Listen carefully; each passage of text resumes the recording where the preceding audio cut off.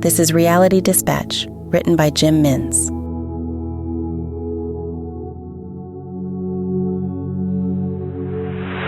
He was escorted under the bright lights of the Toronto auditorium. The house was full with the expectation that many speakers would grace the stage over the next 7 hours. Seth was accustomed to appearing without charging a fee. His book had been released 1 week prior, and so his penance was that his speaking engagements for the next 6 months would be pro bono.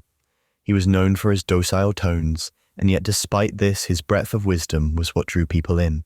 He regularly had thousands of anticipatory downloads for his semi-regular podcast series that dealt with ways to market products and ideas to a receptive audience. He was a self-described marketeer, although his wisdom drew from much deeper, richer sources. He couldn't quite pick what it was that allowed him to part his knowledge on a hungry audience.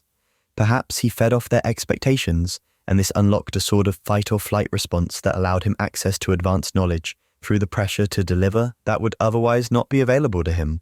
Or maybe he was just lucky to be smart. Ladies and gentlemen, welcome to the 11th Annual Digital Awareness Seminar. I am your host, Sean Hayes, said a gracious 20-something in jeans, a sports jacket and boat shoes. He didn't hold a microphone, but instead had one mounted over his ear that hung down towards his mouth as if he was to attend a call center as soon as their discussion had ended. Seth opted for a handheld microphone. Always the dignified look. He grooved himself into the armchair provided, which was made of soft leather with supple arm contours. Very comfortable, not conducive to focus. Our first guest this morning is well-known marketing guru, regular blogger, and award-winning author Seth Godin. The host introduced as the crowd clapped graciously, without an accelerated enthusiasm. It's okay, please ease on the applause. I too haven't had my second cup of coffee this morning, so I'll be sluggish also. Let me apologize for that from the outset, he reassured as they met his wit with chuckles. Seth, you speak all around the world. You're used to this sort of thing, are you not? The host began, going off script. I do. So, because this is a formula you are used to, we thought we would mix it up a little. Oh, God, thought Seth. We're going to get the audience to ask questions first, and then we will proceed with the presentation and Q&A. Does that sound good? Seth was taken off guard. He anticipated a disaster where he would be sitting there staring at a sea of people, unwilling or unable to raise their hands. He dreaded audience participation. The requirement of their involvement in a speaking engagement was the exact opposite of what a good event should consist of.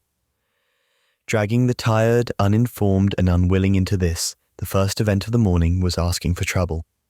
Well, I don't know. I mean, as I have mentioned, and I think we can all agree, none of us have had our second, third, fourth, or fifth coffees for the day. Over there, yes, son, said Sean, who had spotted an usher raise her hand beside a microphone stand situated between the fourth and fifth row balcony. A young boy had presented himself in the invitation. Hello, can you hear me? The boy asked. We can, said Sean.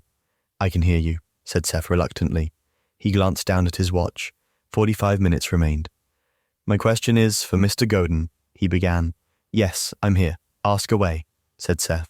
Okay, yeah. I just wanted to ask. I always listen to your podcast with my mum and dad when we're on the way to school. You always talk about this thing called the lizard brain. Yes, I do, Seth said, cutting off the boy. That's the fight or flight mechanism. It's responsible for the impulses that occur when your body responds to fear or stimulation.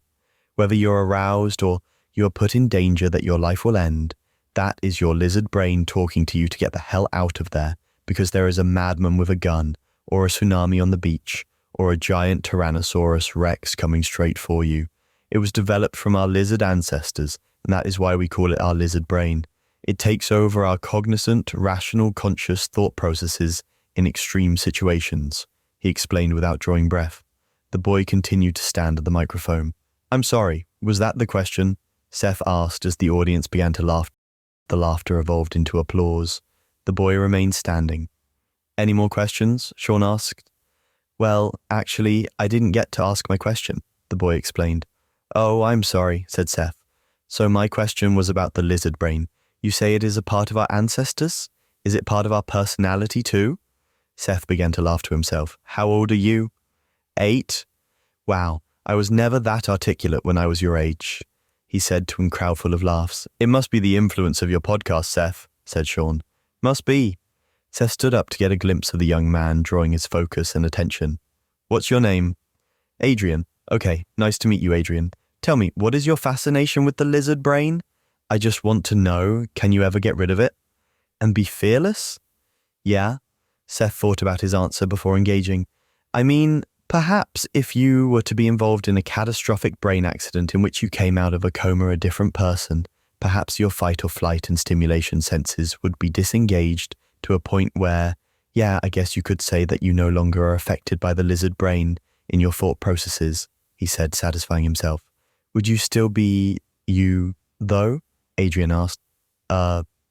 Seth was lost. "Let me put it this way," Adrian continued.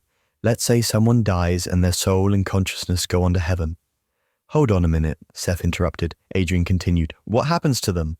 Do they hold on to their fight or flight senses? Why would they need those things up in heaven?" The audience gave a collective groan. Some were annoyed at the hijacking of the discussion, its primary focus to be around marketing in a digital age, where an overabundance of AI was prevalent. "Look, perhaps, I don't know, I'm just a marketer," Seth said with a laugh. "You're also asking me to answer questions I find deeply personal. I don't know if the lizard brain forms a part of our personality. I don't know if our need to outrun threats or pursue desires and lustful thoughts. I don't know if that is tied to who we are as humans. I suspect they are not. I don't think humans are defined by their ancestral instincts. I think they are defined by their own well-thought-out and developed impulses and engagements. I guess on a deeper, more philosophical level, one could say that without the desires given to us when we fall in love, that are born out of an instinct to procreate, that was given to us in our lizard brain, and without that, we would not seek out companionship. And if we don't seek out a partner, then we have no one to which we can bounce ideas and thoughts and emotions off of, and we would not develop who we are as people. I don't know, Adrian, what you are asking me is too deep for me to cover. I guess I can agree with you that without our lizard brain playing a role in our development more broadly, its existence within our minds causes us to become who we are. So I think we have a lot to be thankful for in that regard. But as to whether or not it makes up a part of who we are, I don't know that I would agree with that. Seth took his seat as the audience applauded his honesty. "What is your view?" he asked the boy. "I don't know," Adrian replied with a laugh. "I know that when we die, our consciousness leaves our body, and we are no longer our skin or our sexuality, or our eye color or our belongings, and I wanted to know if that included our lizard brain, and if it doesn't, do we change in heaven?" The boy walked away from the microphone and exited the room as the audience watched his every step. "Fascinating kid," said Seth.